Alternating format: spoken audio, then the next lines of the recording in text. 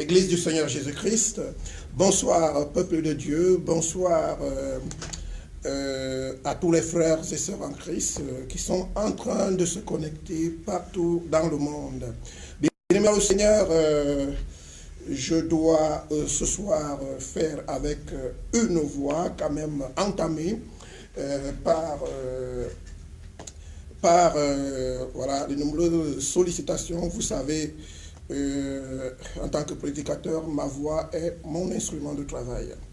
Je prie que le Seigneur nous accorde la grâce afin que cette voix puisse encore sortir et qu'elle puisse être audible ce soir, afin que cet enseignement soit retransmis de façon audible. Bien-aimé dans le Seigneur, je vous dis une fois de plus, bonsoir. Je suis le pasteur Samuel Essomba Mandeng Christophe de l'église du Seigneur Jésus-Christ à Lyon, dénommée la mission des disciples du Christ. Peuple de Dieu, je suis heureux d'être parmi vous ce soir. La semaine passée, nous avons été victimes des pannes. Ça ne s'est pas beaucoup amélioré aujourd'hui, mais le Seigneur est au contrôle et nous allons pouvoir passer environ 1 heure de temps, n'est-ce pas, dans l'immersion de la parole de Dieu, sous la houlette du Saint-Esprit, car Dieu est fidèle. Je bénis le Seigneur également pour ta fidélité. Toi qui ne déroges pas à ce programme, tu te connectes tous les jeudis soirs pour t'enquérir des enseignements. Que Dieu te bénisse abondamment. Je prie que ces enseignements impactent réellement ta vie afin que tu puisses croître et parvenir à la parfaite connaissance de notre Seigneur et Sauveur Jésus-Christ de Nazareth. Bien-aimé dans le Seigneur, je bénis le Seigneur, je remets ces moments entre les mains de notre Père, de notre Créateur. À lui soit l'honneur, à lui soit la gloire, à lui soit la majesté et la puissance. Éternel, notre Père et notre Dieu, je viens devant ta face. Je m'humilie, Père éternel, car tu es notre Père céleste, tu es notre Dieu, tu es notre Créateur. Je viens remettre ces mots entre tes saintes et divines mains. Je prie que tu nous conduises par ton esprit, que tu libères ton esprit depuis les cieux, que ton esprit prenne la direction, n'est-ce pas, des enseignements, de la parole également, que ton esprit dispose nos cœurs et que cette parole soit prêchée selon la certitude et l'exactitude, Seigneur, de ta pensée au nom de notre Seigneur et Sauveur Jésus-Christ.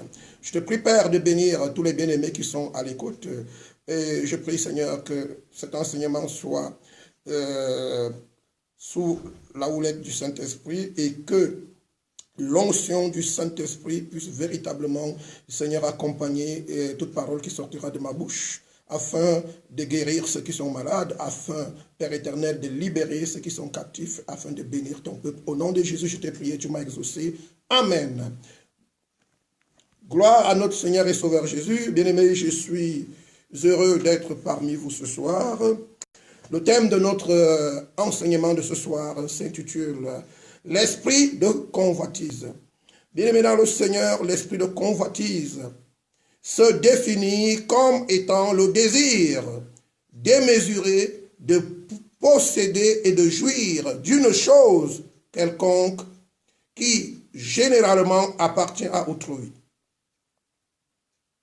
Alléluia, bien-aimé, je reprends cette définition. L'esprit de convoitise se définit comme étant le désir démesuré de posséder et de jouir d'une chose quelconque qui généralement appartient à autrui. Cette chose, très souvent, est interdite ou hors de notre portée.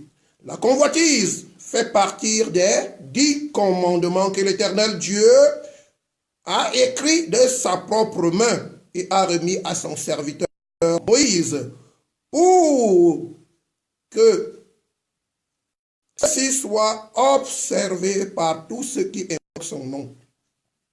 Nous lisons Exode chapitre 20, verset 17.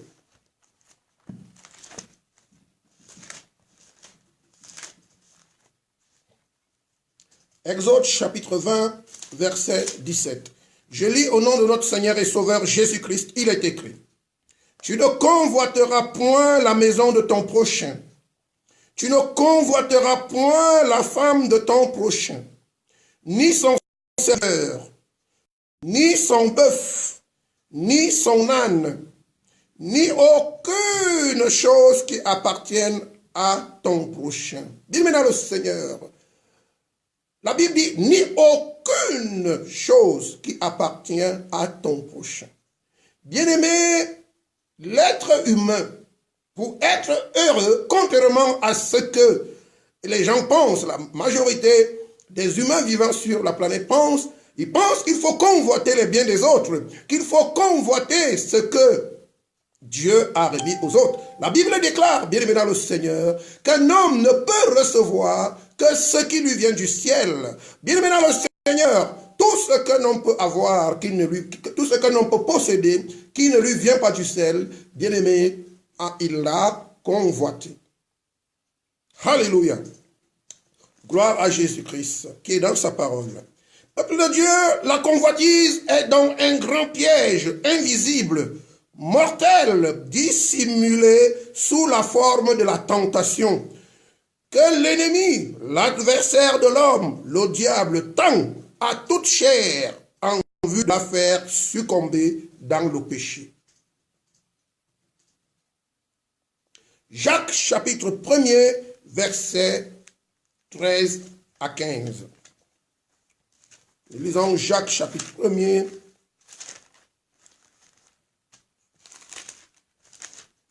Jacques chapitre 1er, du verset 13 au verset 15. Il est écrit. Je lis au nom de notre Seigneur et Sauveur Jésus-Christ. La Bible déclare que personne, lorsqu'il est tenté, ne dise « c'est Dieu qui me tente ». Car Dieu ne peut être tenté par le mal. Et il ne tente lui-même personne. Bien-aimé, à ne pas confondre la tentation et l'épreuve, ce sont deux choses différentes sur le plan spirituel. Dieu peut t'éprouver, mais Dieu ne tente pas ses créatures. À savoir, la tentation, bien-aimé dans le Seigneur, généralement vient du malin. La tentation ne vient pas de Dieu. Dieu ne tente pas ses enfants. Mais vous n'allez pas quand même vous permettre de prendre votre enfant et essayer de lui demander de traverser le feu au rouge. Parce que vous voulez tenter son intelligence. Je ne pense pas. Que si vous êtes un parent responsable, vous le ferez. Dieu ne tente personne, la Bible déclare. Dieu éprouve. L'épreuve, elle n'est pas la tentation sur le plan spirituel. Il est bon de le savoir. Au verset 14, il est écrit, « Mais chacun est tenté quand il est attiré et amorcé par sa propre convoitise. » Verset 15. « Puis la convoitise, lorsqu'elle a conçu, elle enfante le péché. » Alléluia. Puis la convoitise, lorsqu'elle a conçu, enfante le péché, et le péché consommé produit la mort. Vous voyez que c'est un mécanisme. Alléluia. Un mécanisme qui part de façon très subtile. Au départ, vous ne pouvez pas vous imaginer que c'est un piège qui vous est posé. Parce que c'est un piège invisible. Dans ce piège, le but est de vous faire du bien. En fait, excusez-moi, dans ce piège, l'ennemi vous donne l'impression qu'il veut vous aider, il veut vous faire du bien. Or, en réalité, bien-aimé dans le Seigneur, il vous considère comme une proie qu'il doit attraper et broyer. Alléluia. Gloire à Jésus. La convoitise est à l'origine de la chute de l'homme, survenue au jardin d'Éden. Comme l'illustre très bien les passages bibliques ci-dessous, Genèse chapitre 3, du verset 4 au verset 6. Genèse chapitre 3, du verset 4 au verset 6. Il est écrit, je lis au nom de notre Seigneur et Sauveur Jésus. La Bible déclare, dans le livre de Genèse, à partir du verset,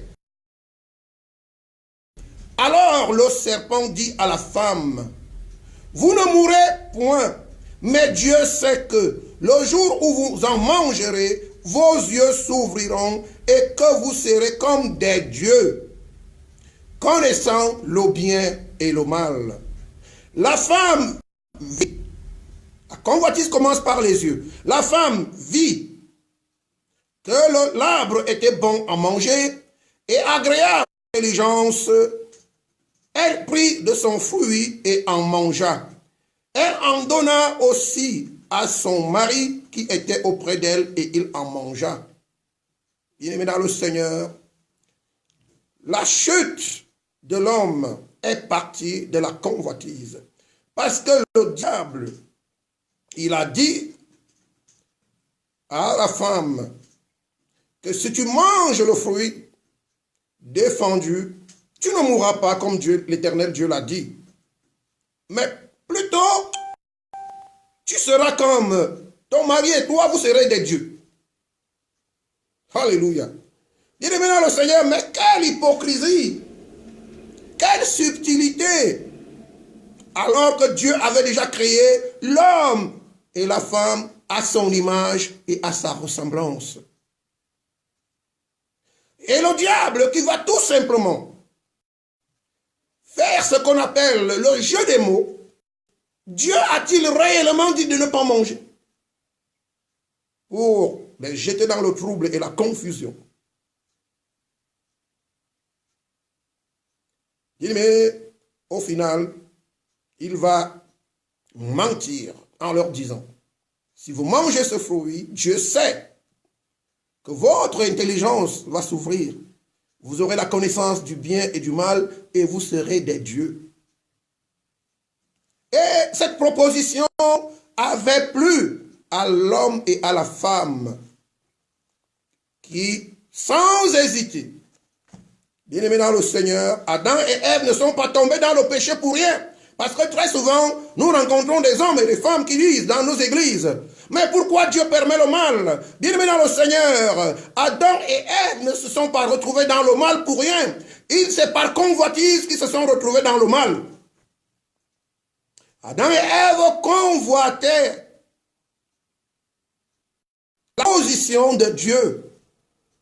Malheureusement, ils se sont fait prendre dans leur propre piège, dans le piège du mensonge qu'avait posé l'ennemi, l'adversaire de l'homme, le diable.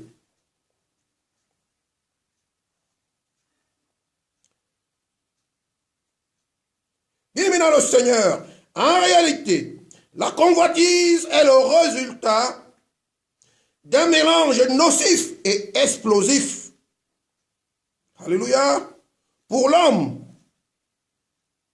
ce mélange est composé de la ruse. Genèse chapitre 3, versets 5 à 6. Ce mélange est composé de 4 éléments qui sont, premièrement, la ruse. Je lis la Bible dans le livre de Genèse au chapitre 1er, au chapitre 3, autant pour moi, du verset 1er au verset 1er. Il est écrit, le serpent était le plus rusé de tous les animaux des champs que l'Éternel Dieu avait fait. Il dit à la femme, Dieu a-t-il réellement dit, vous ne mangerez pas de tous les arbres du jardin? La ruse, bien aimé, le diable, le serpent, amen, a usé, il a utilisé la ruse pour tromper l'attention de l'homme et de la femme.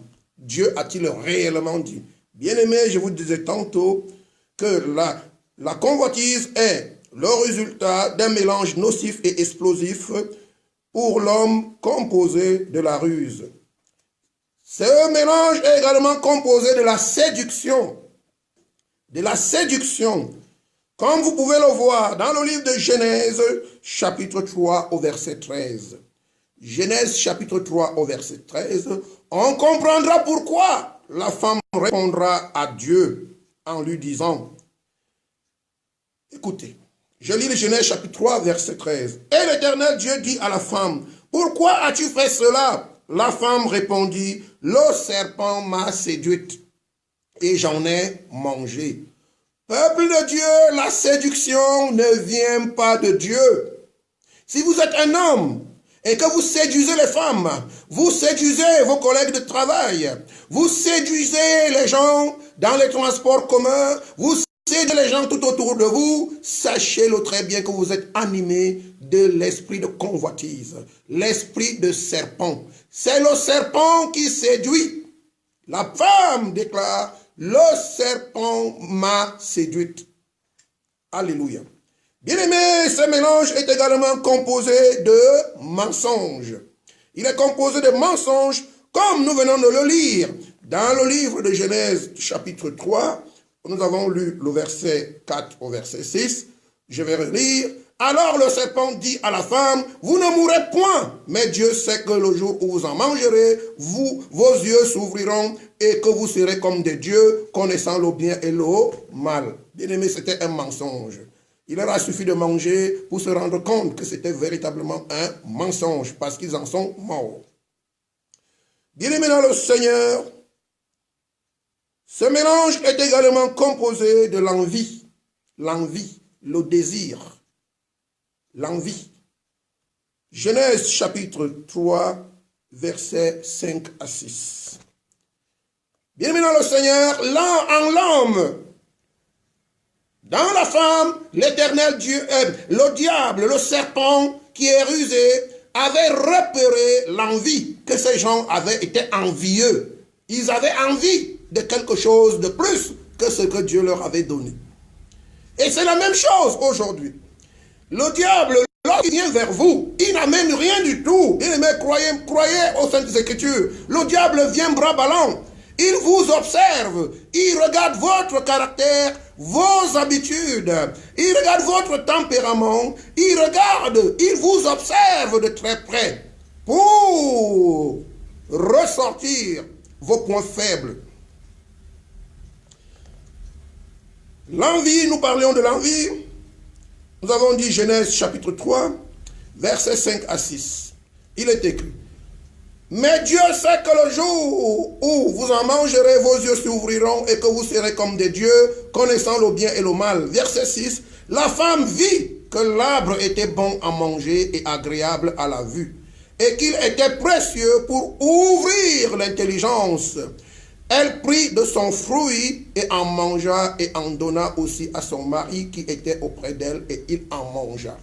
Peuple de Dieu, vous comprenez donc que si Adam et Ève n'avaient pas cette envie de devenir comme Dieu, ils ne seraient pas tombés dans ce piège. Et d'ailleurs, le diable n'aurait pas eu raison d'eux. Et je ne pense même pas qu'il leur aurait proposé, il leur aurait présenté la chose de cette manière. Je ne pense pas. Je crois qu'il aurait procédé autrement. Parce qu'en réalité, il vient chercher en vous les portes que vous avez laissées ouvertes.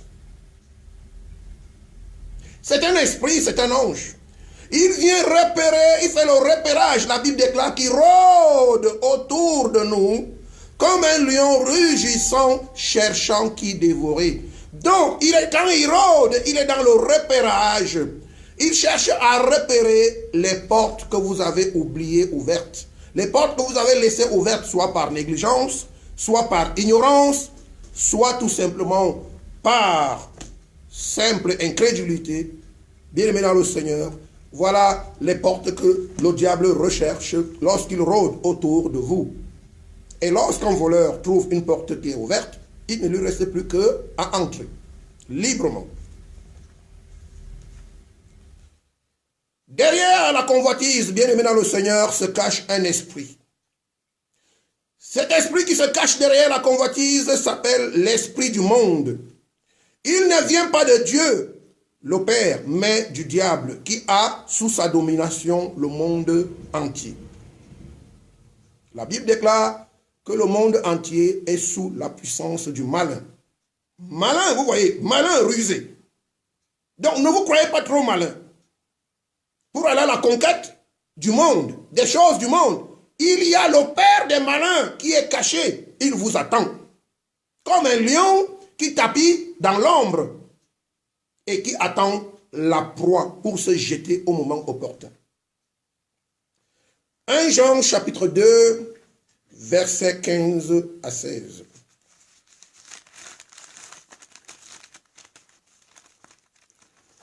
1 Jean chapitre 2, versets 15 à 16. Il est écrit. Je lis au nom de notre Seigneur et Sauveur Jésus-Christ. N'aimez point le monde,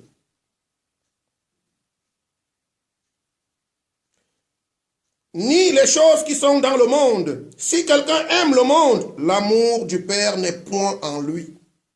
Car tout ce qui est dans le monde, la convoitise. Vous voyez, on commence par la convoitise.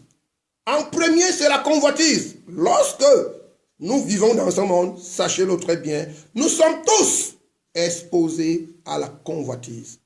Même Christ sur terre, Jésus-Christ homme, a été exposé à la convoitise.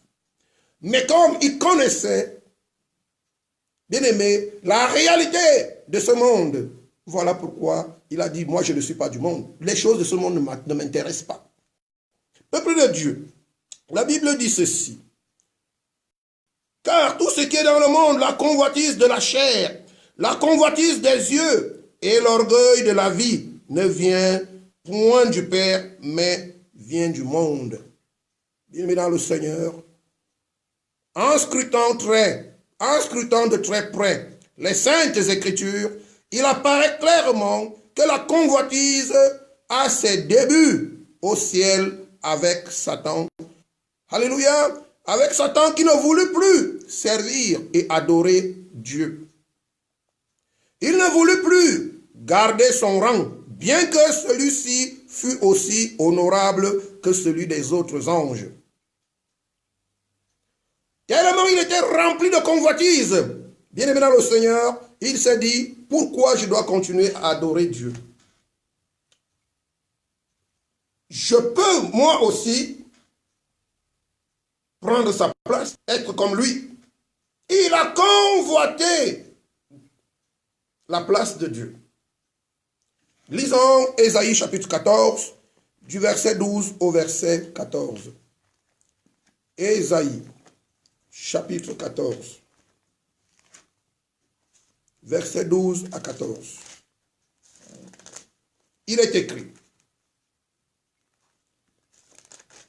Je lis au nom de notre Seigneur et Sauveur Jésus-Christ.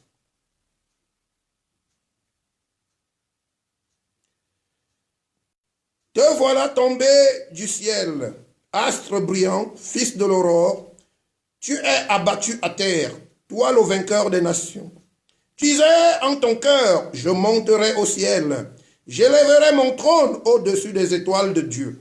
Je m'assiérai sur les montagnes de l'assemblée, à l'extrémité du septentrion.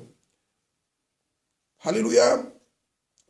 Verset 14. Je monterai sur le sommet des nues. Je serai semblable au très haut. Je serai semblable au très haut. Bien-aimé dans le Seigneur, il a voulu être semblable au Dieu tout-puissant, créateur du ciel, de la terre et de l'univers tout entier. Bien sûr, cela ne pouvait pas rester sans conséquence. Voilà pourquoi, dans le livre d'Apocalypse, nous allons lire Apocalypse chapitre 12. Voilà pourquoi il y eut la toute première guerre au ciel. Parce que Dieu s'était retrouvé avec une créature qui voulait prendre sa place. Apocalypse chapitre 12, versets 7 à 9.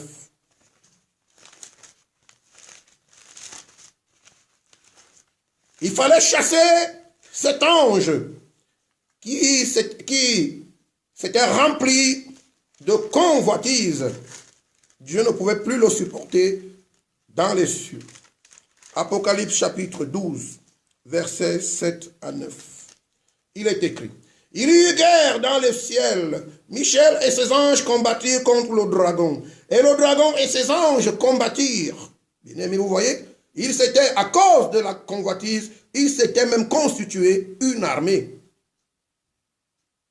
En faisant usage de la ruse, il est parvenu à embobiner une certaine quantité d'anges qui ont cru à lui, comme Adam et Ève avaient cru en lui.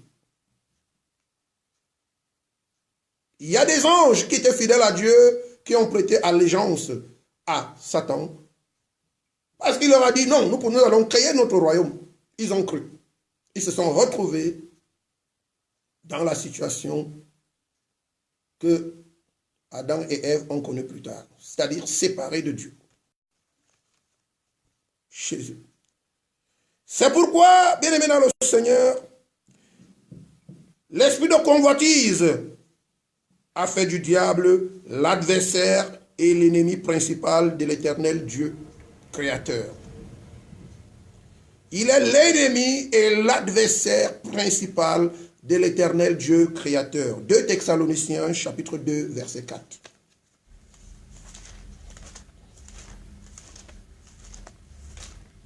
Deux Thessaloniciens. C'est juste.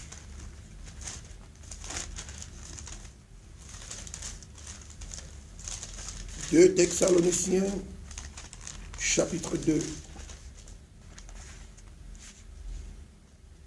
verset 4. Il est écrit, je lis au nom de notre Seigneur et Sauveur Jésus.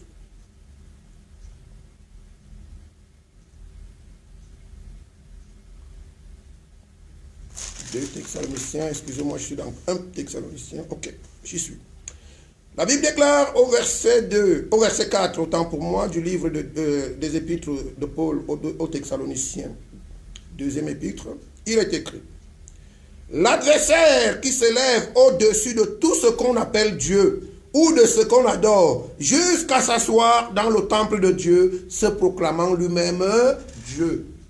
Bien-aimé dans le Seigneur, cet ange qui est une créature de Dieu, à cause de la convoitise, bien aimé, les gens sont habitués à dire, ah non, c'était l'orgueil. Bien aimé dans le Seigneur, c'est la convoitise qui a poussé Satan à imaginer devenir l'égal de Dieu. La convoitise. Que le Seigneur nous fasse grâce pour que l'esprit de convoitise ne règne pas au milieu de nous.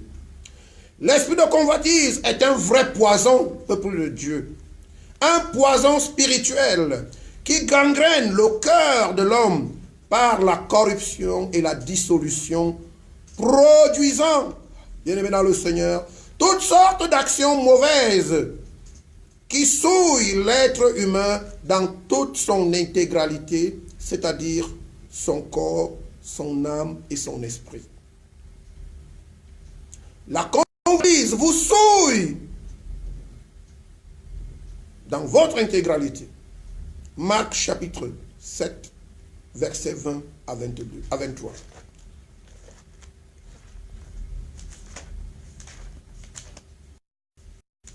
Marc chapitre 7, versets 20 à 23. Il est écrit, je lis au nom de notre Seigneur et Sauveur Jésus-Christ. Jésus-Christ s'adressant à ses disciples, il leur dit ceci, au verset 20. Il dit encore, ce qui sort de l'homme, c'est ce qui souille l'homme. Car c'est du dedans, c'est du cœur des hommes que sortent les mauvaises pensées, les adultères, les impudicités, les meurtres, les vols, les cupidités, les méchancetés, la fraude, le dérèglement, le regard envieux, la calomnie, l'orgueil, la folie.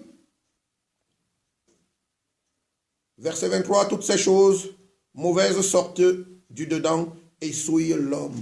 Bien-aimé, lorsque vous êtes atteint de ce virus spirituel appelé la convoitise crée un dérèglement total de vos pensées.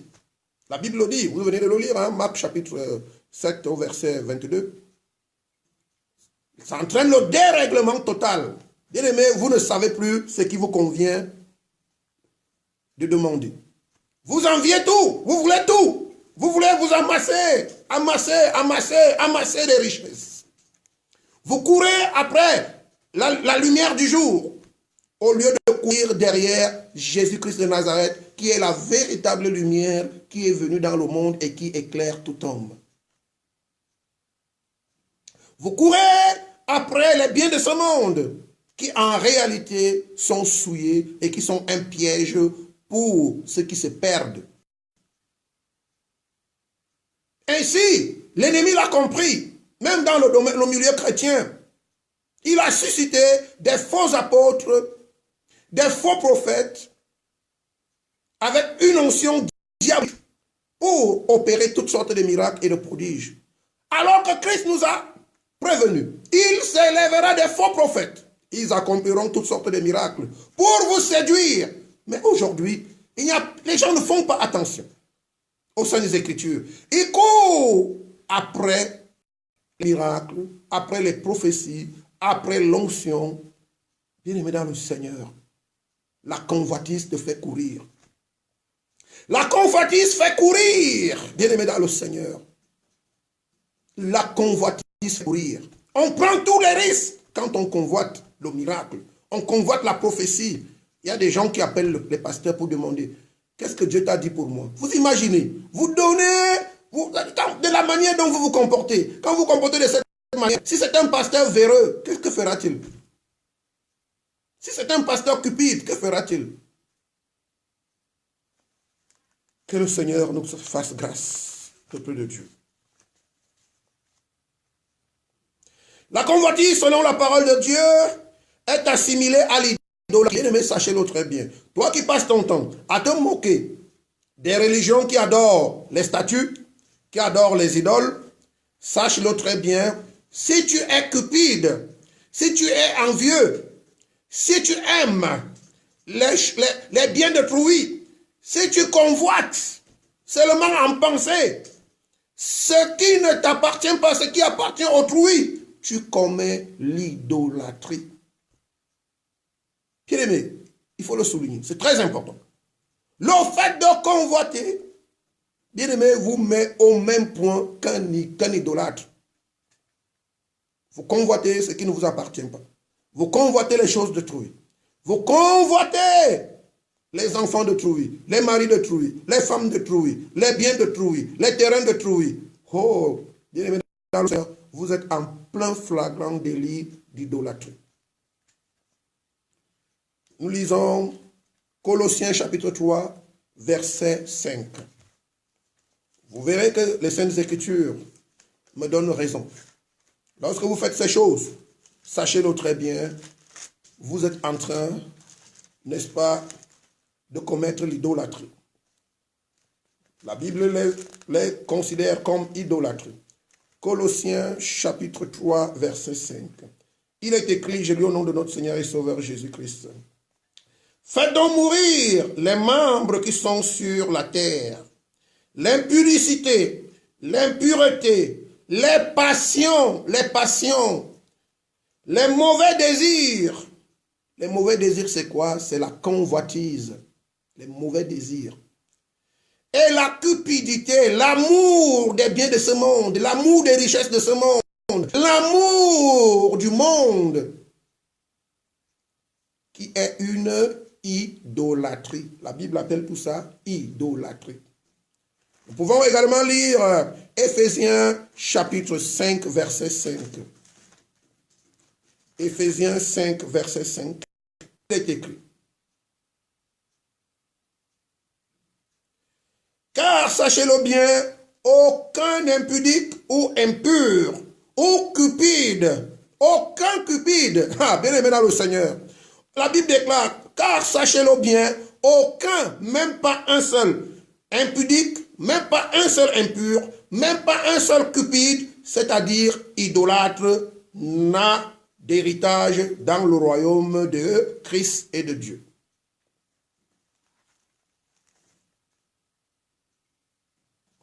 Seigneur, fais-nous grâce. L'esprit de convoitise pousse progressivement l'homme à l'aveuglement, à l'égarement et enfin à la perdition. Cet esprit fait croire à celui qui en est possédé que sa vie tient de l'abondance de ses richesses. L'esprit d'égarement fait croire à celui qui en est possédé que sa vie tient à l'abondance et à la qualité de ses richesses matérielles. Or, Jésus-Christ dit carrément le contraire. Luc chapitre 12, verset 15. Que dit Jésus-Christ? Luc, chapitre 12, verset 15.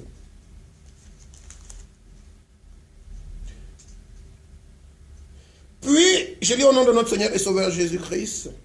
Puis il leur dit, gardez-vous avec soin de toute avarice, car la vie d'un homme ne dépend pas de ses biens, fût-il dans l'abondance. Alléluia. La vie d'un homme ne dépend pas de ses biens, fût-il dans l'abondance.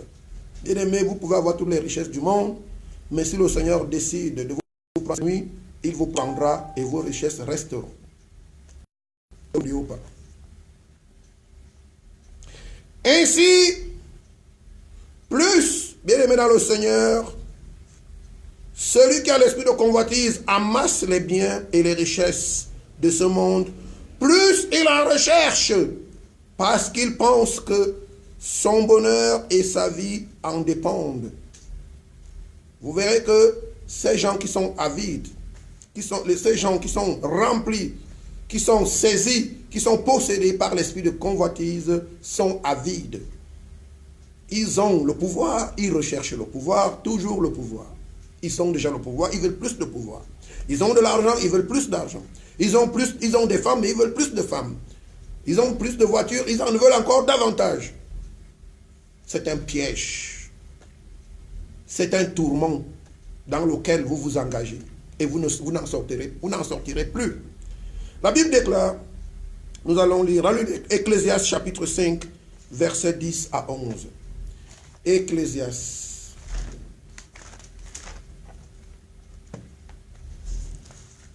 Nous lisons Ecclésiaste chapitre 5. Ecclésiaste chapitre 5. Jésus-Christ est Seigneur. Ecclésiaste chapitre 5, verset 10. Verset 10 à 11. Je lis au nom de notre Seigneur et Sauveur Jésus. Quand le bien abonde, ceux qui le mangent... Non, excusez-moi. C'est du verset 9. Autant pour moi, verset 9 à 10. Il est écrit. Celui qui aime l'argent n'est pas rassasié par l'argent. Et celui qui aime les richesses n'en profite pas. C'est encore là une vanité. Au verset 10. Quand le bien abonde, ceux qui le mangent abondent. Et quel avantage en revient-il à son possesseur, sinon qu'il le voit de ses yeux? Bien maintenant, le Seigneur, lorsque vous avez beaucoup de richesses, vous aurez beaucoup d'amis. Vous serez tellement fréquentés que vous allez croire que vous êtes important. Que vous allez croire que vous êtes supérieur aux autres. Et alors vous serez rempli d'orgueil. Vous allez vous dire, par mes richesses, par ma sagesse et mon intelligence, j'ai pu acquérir toutes ces richesses. Alors personne n'est plus sage que moi, personne n'est plus important que moi. Mais cependant, bien-aimés, vous êtes égarés complètement, car vous ne connaissez pas Dieu qui est la source de toute richesse. Alors vos richesses deviennent, en ce moment-là, vos richesses deviennent un piège. Parce que la Bible déclare, il sera difficile pour un riche d'entrer dans le royaume des cieux. Ce n'est pas parce que la richesse n'est pas bonne. Bien-aimé, il faut avoir d'abord Dieu et ensuite les richesses. Sinon, les richesses vont prendre la place de Dieu dans votre vie. Vous ne connaîtrez plus Dieu. Bien-aimé, vous vivrez par vos richesses et pour vos richesses. Vous n'aurez plus le temps de Dieu. Vos richesses vont vous procurer une sorte de bonheur temporaire et éphémère. Et vous allez vous passer de Dieu. Voilà le piège. Celui qui est habité par les convoitises est prisonnier. Est un prisonnier qui s'ignore. Quand bien même il entre dans l'église, prend place au milieu du peuple pour écouter la parole de Dieu, il ne peut en aucun cas mettre celle-ci en pratique. Car les désirs, l'envie, la cupidité rongent ses pensées. Ses pensées sont constamment traversées par l'envie, les désirs, la cupidité. Donc, il ne peut pas être stable dans sa relation avec Dieu. Et par conséquent, la parole qu'on prêche ne peut pas ne s'enraciner dans son cœur. Ézéchiel, nous lisons Ézéchiel chapitre 33, versets 31 à 33. Ézéchiel chapitre 33, du verset 31 au verset 33. Il est écrit, je lis au nom de notre Seigneur et Sauveur Jésus-Christ de Nazareth. Et ils se rendent en foule auprès de toi, et mon peuple s'assied devant toi. Ils écoutent tes paroles, mais ils ne les mettent point en pratique, car leur bouche en fait un sujet de moquerie, et leur cœur se livre à la cupidité. Voici, tu es pour eux comme un chanteur agréable, possédant une belle voix et habile dans la musique. Ils écoutent tes paroles, mais ils ne les mettent point en pratique. Quand ces choses arriveront, et voici, elles arrivent, ils sauront qu'il y avait un prophète au milieu d'eux. Bien-aimés, lorsque nous prêchons la parole, il y a des gens qui n'écoutent pas ce que l'homme de Dieu est en train de dire. Ils pensent à leurs difficultés, ils pensent à leurs problèmes, ils pensent aux factures, ils pensent à leurs dossiers qui sont bloqués dans les administrations. Mais qu'est-ce que vous êtes venu faire à l'église? Bien aimé, l'église n'est pas l'endroit où vous venez réfléchir sur votre vie. L'église n'est pas l'endroit où vous venez faire les comptes sur ce qui ne va pas dans votre vie.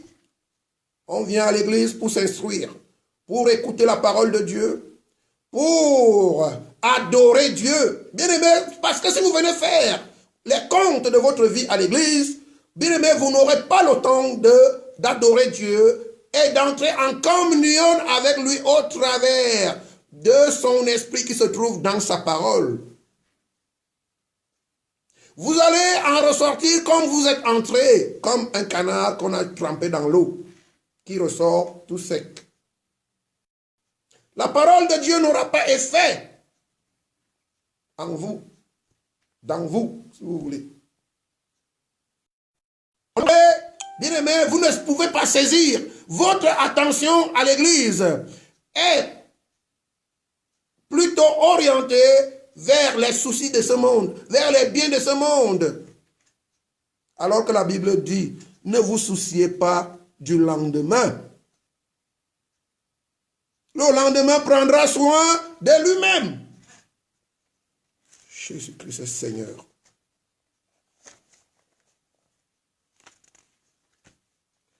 La parole de Dieu qualifie d'enfants maudits tous ceux qui sont investis de l'esprit de convoitise. La parole de Dieu les qualifie de maudits.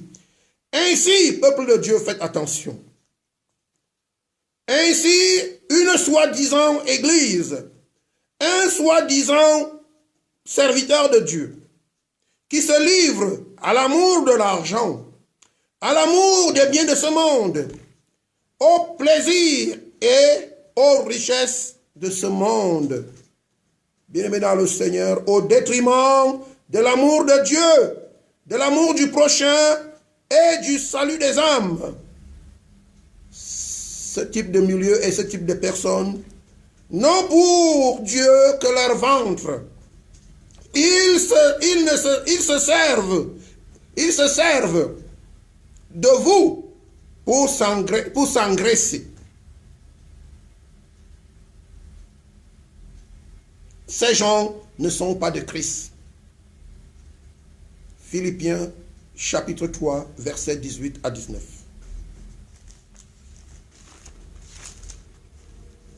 Ne suis pas un soi-disant homme de Dieu, servante de Dieu, à cause de l'onction. Ne le suis pas à cause de sa belle façon de parler le français ou ta langue. Je ne sais pas en quelle langue il prêche. Bien-aimé dans le Seigneur, il doit avoir l'amour de Dieu en premier. Car la Bible déclare le premier commandement. Tu aimeras ton Dieu de tout ton cœur, de toute ton âme, de tout ton esprit, de toutes tes forces et de toutes tes pensées. Et le deuxième commandement est pareil au premier. Tu aimeras ton prochain comme toi-même. De ces deux commandements en dépendent toute la loi des prophètes. Vous fréquentez une église où il n'y a pas l'amour. L'homme de Dieu même, il n'a pas l'amour, il n'a pas le souci de votre salut. Bien aimé, que faites-vous dans cette église-là? Pourquoi suivez-vous cet homme de Dieu? Où vous amènera-t-il? Allons-y lire, vous allez voir ce qui est écrit.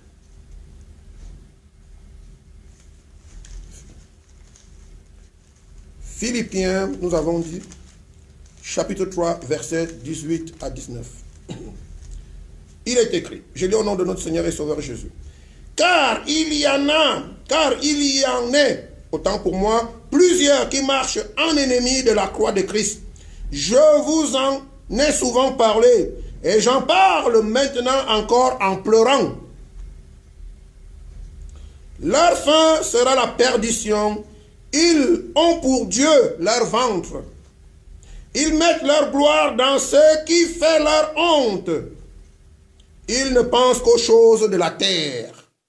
Bien-aimé dans le Seigneur, lorsque tu es dans ce genre d'église, lorsque tu te fais enseigner par ce genre de pasteur, par ce genre d'apôtre, par ce genre de prophète, par ce genre de je ne sais pas moi qui, bien-aimé, tu es perdu, complètement perdu. Un homme de Dieu qui exhibe ses biens, il exhibe ses voitures, il exhibe les chaussures de 500 €, les montres Rolex. Bien-aimé, que fais-tu là-bas? Que fais-tu là-bas? Le moment est venu pour que le Saint-Esprit t'enlève là-bas après avoir écouté cet enseignement, si tu y es. Si tu as l'habitude d'aller dans ce genre de milieu. Romains chapitre 16, versets 17 à 18. Romains chapitre 16, versets 17 à 18. Il est écrit. Je vous exhorte, frères, à prendre garde à ce qui cause des divisions et des scandales au préjudice de l'enseignement que vous avez reçu. Éloignez-vous d'eux, car de tels hommes ne servent point Christ, notre Seigneur. Mais leur propre ventre, ils servent leur propre ventre. Et par des paroles douces et flatteuses, ils séduisent le cœur des simples. Dieu a dit ceci, Dieu a dit cela, je vois ceci dans ta vie, je vois cela. Mais ces gens-là, ils ne voient jamais les péchés. Hein? Bien-aimé dans le Seigneur, mais c'est quelle prophétie? Ils ne voient jamais les péchés. Ils ne voient jamais que vous êtes adultère. Ils ne voient jamais que vous êtes un voleur. Ils ne voient jamais que vous croupissez dans le péché. Mais ils voient toujours ce qui va vous faire sortir votre argent de votre poche. Parce qu'ils travaillent pour leur ventre. Ils ne sont pas serviteurs du Dieu très haut. Ils ne font pas la volonté de Dieu. La Bible, Jésus-Christ disait en effet, au dernier jour, beaucoup diront Seigneur, Seigneur, Seigneur. N'avons-nous pas prophétisé? N'avons-nous pas chassé les démons? Bien-aimés dans le Seigneur, ne cours pas après ces choses, mais cours après la parole de Dieu qui demeure éternellement. Cours après la parole de Dieu, qui est la plus grande richesse. Et lorsque tu pries, demande à Dieu de t'enrichir par sa parole. Parce que cette richesse-là, tu ne la perdras jamais. Elle demeure éternellement, la parole de Dieu. Si tu t'enrichis de cette parole, bien-aimé, tu ne manqueras rien. Car c'est cette même parole qui amène à l'existence les choses qui n'existent pas.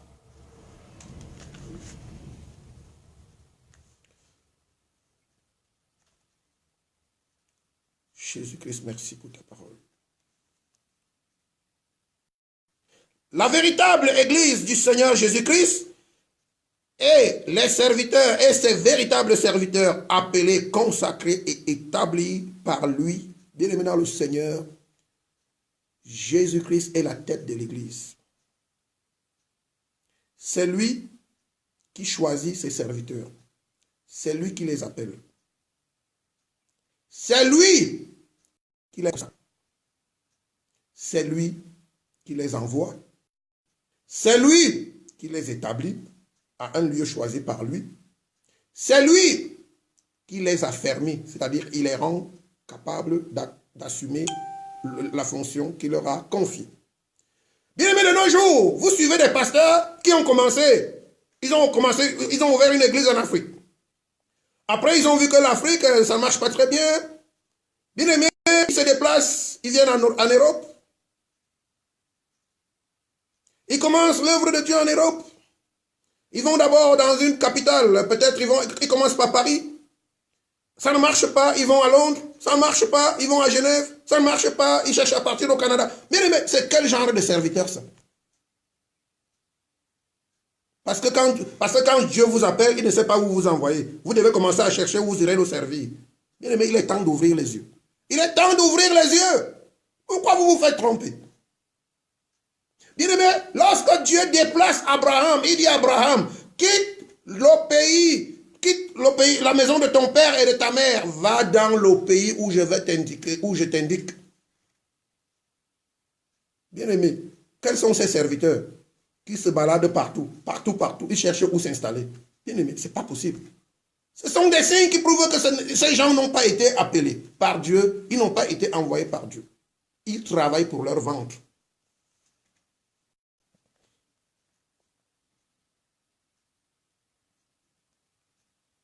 2 Pierre chapitre 2, verset 17 à 20. Lisons, que dit la parole de Dieu à ce sujet. 2 Pierre.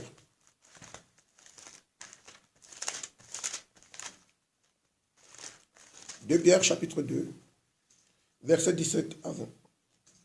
Il est écrit, je lis au nom de notre Seigneur et Sauveur Jésus.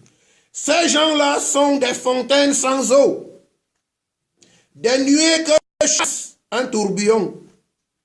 L'obscurité des ténèbres leur est réservée. Avec des discours enflés de vanité, ils amorcent par la convoitise de la chair, par la dissolution, ceux qui viennent à peine d'échapper aux hommes qui vivent dans l'égarement. Ils leur promettent la liberté quand ils ne sont pas eux-mêmes, quand ils sont eux-mêmes esclaves de la corruption. Car chacun est esclave de ce qui a triomphé de lui. En effet, si après s'être retiré des souillures du monde par la connaissance du Seigneur et Sauveur Jésus-Christ, ils s'y engagent de nouveau et sont vaincus, leur dernière condition est pire que la première. Et toi, tu te mets à suivre ce genre de personnes? Tel est arrivé à Paris, tu cours, tu vas jusqu'à Paris. Tu ne le connais même pas. Tu ne sais pas s'il est... Bien aimé, il travaille avec quelle onction, tu ne connais pas, tu cours. Tel est à Londres, tu cours. Tel est à Zurich, tu cours. Tel est à Fribourg, tu cours. Tel est à Lyon, tu cours. Bien aimé dans le Seigneur, tu cours derrière, tu as l'esprit de convoitise. C'est l'esprit de convoitise qui te fait courir. Bien aimé, celui qui a l'esprit de Dieu, il cible le chemin, il cible Jésus qui est le chemin, la vérité et la vie. Il cible, une fois il a ciblé le chemin, il demeure sur le chemin et il avance avec Jésus. Tu ne peux pas avoir 1, 2, 3, 4, 5, 6, 7, 8 dans ton carnet d'adresse. On le nom de tous les pasteurs du monde, le nom de tous les prophètes du monde, le nom de tous les apôtres du monde. Bien aimé dans le Seigneur, c'est de la prostitution. C'est l'esprit de convoitise qui te fait. Tu es en train de convoiter. Tu convoites l'onction de cet homme-là. Tu convoites l'onction. Tu convoites la prophétie. Tu convoites. Au final, bien aimé dans le Seigneur, c'est que tu ne sais pas. Tu es en train de commettre l'idolâtrie. Tu ne cherches pas Dieu, mais toi aussi, tu cherches une solution pour toi-même, mais tu ne cherches pas à être agréable à Dieu.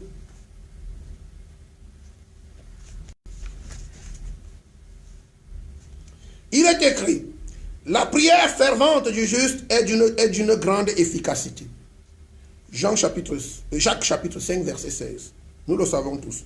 Par ailleurs, la prière de celui qui est animé d'un esprit de convoitise ne peut trouver aucun écho aux oreilles de l'Éternel Dieu. Celle-ci reste sans effet, elle reste complètement stérile. Bien aimé, lorsque tu es animé d'un esprit de convoitise, tu peux faire tous les jeûnes du monde, tu peux faire tous les programmes de prière que tu veux. Bien aimé, la situation ne changera pas. Voilà pourquoi il y a des gens qui prient depuis 15 ans, 20 ans, 30 ans. bien aimé, leur situation n'a jamais changé. Et donc, on a l'impression que Jésus-Christ n'est plus vivant. On a l'impression que Jésus-Christ n'est pas sorti du tombeau. On a l'impression que Jésus-Christ n'agit pas. Bien aimé dans le Seigneur, fais la volonté de Dieu et Dieu agira. Jacques chapitre 4, verset 1er au verset 4.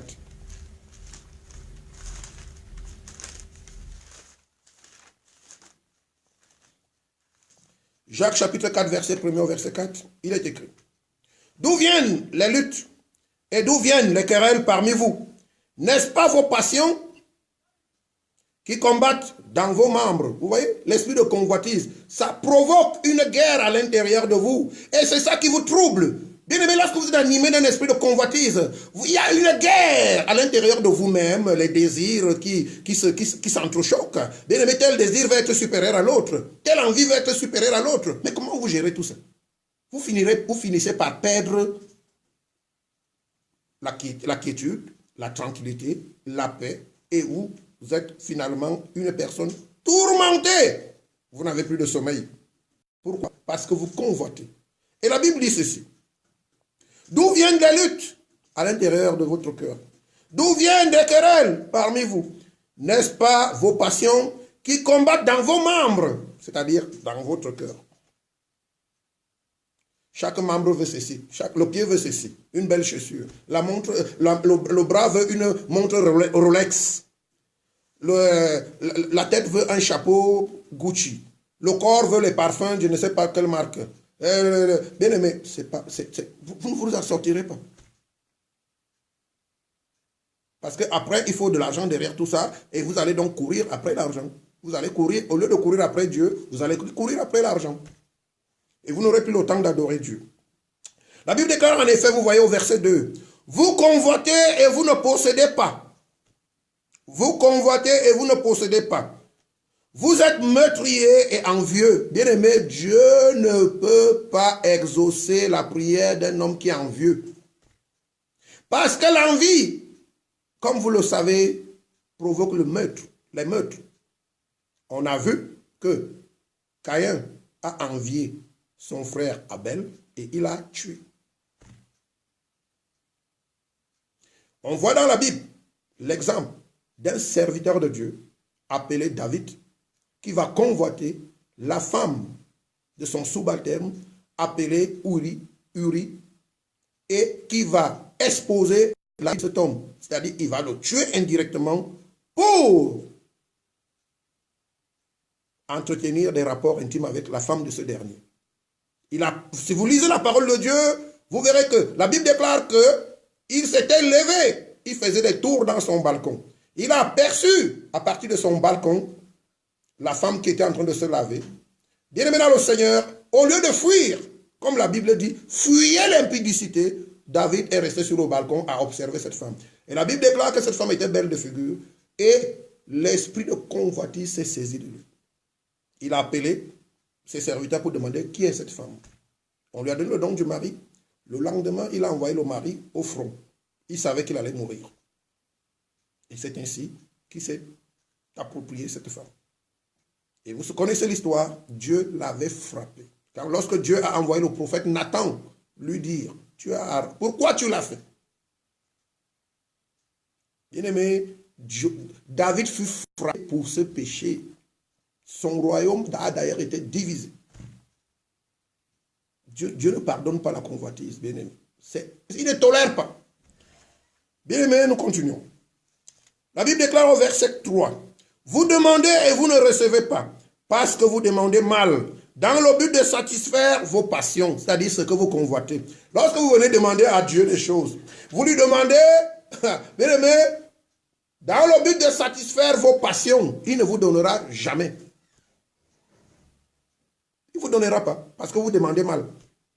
Vous demandez à Dieu de vous donner les moyens pour vous octroyer ce que vous convoitez, qui n'est pas forcément utile, qui n'est pas forcément ce que Dieu... Demandez à Dieu ce qu'il veut vous donner. Vous allez voir, il va vous le donner tout de suite, si vous vous mettez dans les conditions requises. Vous demandez et vous ne recevez pas parce que vous demandez mal. Dans le but de satisfaction, adultère que vous êtes, Ne savez-vous pas que l'amour du monde est inimitié contre Dieu? Celui qui veut être ami du monde se rend ennemi de Dieu. Bien-aimé dans le Seigneur, à partir du moment où je commence à aimer, où j'ai l'esprit de convoitise qui me pousse à aimer le monde plus que Dieu, bien-aimé, je deviens ennemi de Dieu. Et pourquoi je vais aller demander des choses à celui qui est devenu mon ennemi? Il ne me donnera pas. Bien-aimé, les mécanismes sont simples. Il est facile d'obtenir tout de Dieu. Bien-aimé, recherche d'abord le royaume des cieux et sa justice. Ça veut dire que quoi? Tu recherches d'abord la volonté de Dieu et le reste te sera donné, tout simplement. Nous sommes presque à la fin.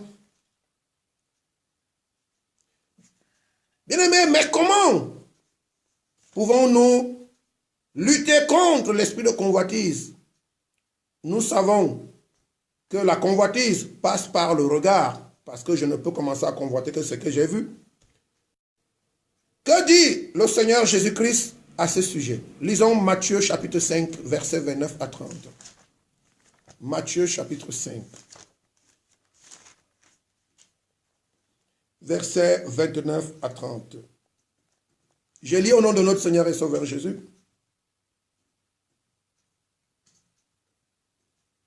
Alléluia. Bien-aimés, nous allons commencer à lire ce verset. Nous allons commencer au verset 27. Il est écrit. Vous avez appris qu'il a été dit, si tu ne commettras point d'adultère.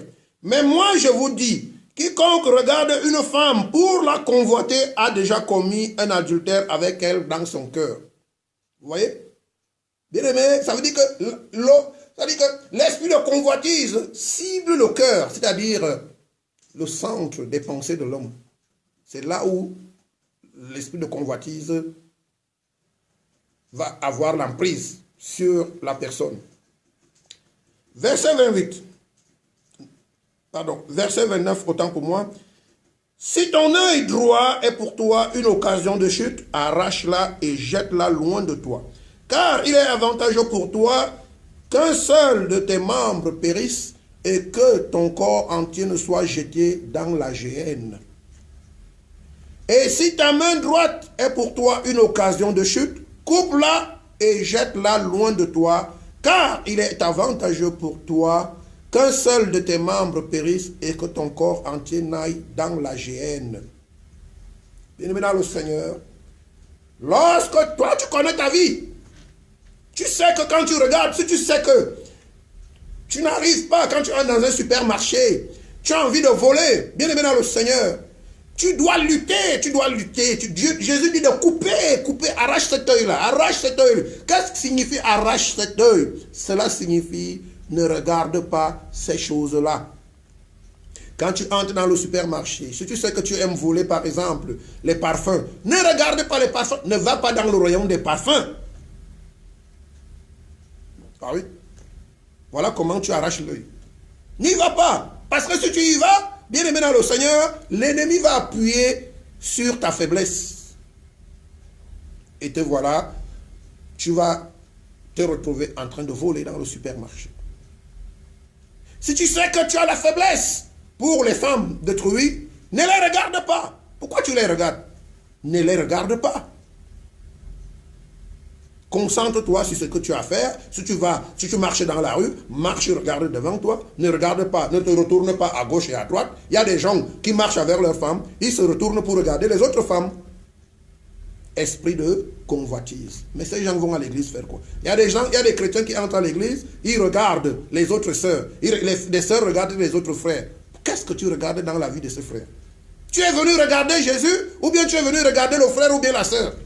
Esprit de convoitise. Tu regardes les enfants de la sœur, tu regardes esprit de convoitise. Tu regardes la voiture du frère, esprit de convoitise. Bien-aimé, Jésus dit d'arracher l'œil et de couper le bras. Alléluia. Voilà la seule solution. Par contre, ceci demande comment je fais pour couper le bras, enlever l'œil. Bien-aimé, Jésus donne encore, là encore, la Bible nous donne une solution. Ceci demande à vivre et à marcher par la foi, c'est-à-dire par l'Esprit de Dieu et non par la vue. Si vous marchez par la vue, l'esprit de convoitise va se réveiller. L'esprit de convoitise va se réveiller en vous. Parce que vous savez, nous sommes tous issus d'Adam et d'Ève qui ont reçu ce virus spirituel qu'on appelle l'esprit de convoitise. Et cet esprit se trouve en toute chair. Si vous avez la chair, sachez-le, l'esprit de convoitise se trouve en vous. Mais pour dominer sur l'esprit de convoitise, il faut marcher selon l'esprit, c'est-à-dire selon la foi et non selon la vue.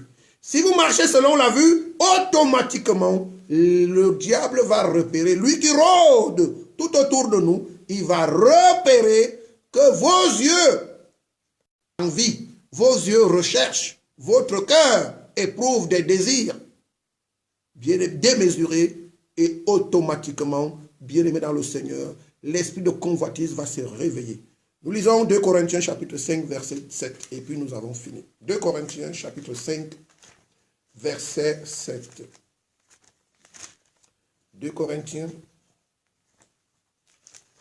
chapitre 5 verset 7. Il est écrit: car nous marchons par la foi et non par la vue. Bien-aimés, ainsi nous mettons un terme à l'enseignement de ce soir. Je bénis l'Éternel Dieu Tout-Puissant, le Créateur du ciel, de la terre et de l'univers tout entier, qui, dans son amour, a voulu nous enseigner ce soir sur les dangers qui nous guettent venant de l'esprit de convoitise. Aucun, comme nous l'avons vu au travers de cet enseignement, aucune personne qui porte sur les choses d'autrui, quelle que soit la chose, ne pourra entrer dans le royaume des cieux. La porte, la convoitise ferme définitivement les portes du royaume des cieux à tous ceux qui s'y adonnent. Bien-aimé dans le Seigneur, je prie l'Éternel Dieu des armées, par sa puissance, par son esprit, par sa force, par sa amour, et par le nom de Jésus ainsi que sa parole, que l'enseignement de ce soir te serve pour te mettre à l'abri de l'esprit de convoitise, qui est un poison spirituel pour notre âme et pour notre esprit. Que Dieu vous bénisse abondamment. Je vous donne rendez-vous la semaine prochaine. Ça sera jeudi pour un autre enseignement. Que l'Éternel Dieu Tout-Puissant vous comble de toutes sortes de grâces, qu'il vous bénisse et qu'il vous donne un esprit de sagesse, un esprit d'amour, un esprit de patience, un esprit de vérité et de justice, un esprit de miséricorde, un esprit d'amour par-dessus tout. Bonne fin de soirée, à très bientôt, au revoir.